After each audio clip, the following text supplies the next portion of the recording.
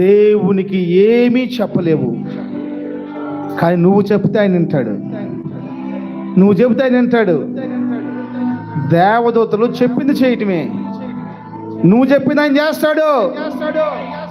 నువ్వు ఏది అడిగితే చేస్తాడు ఆయన, నువ్వేది చెబితే చేస్తాడు ఆయన. నన్ను ఒక్కసారి జ్ఞాపం చేసుకో.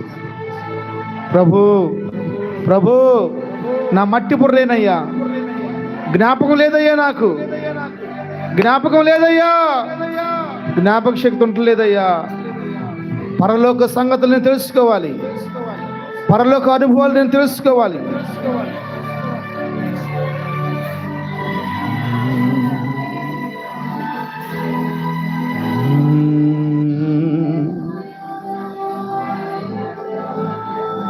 ఏ యోగ్యత లే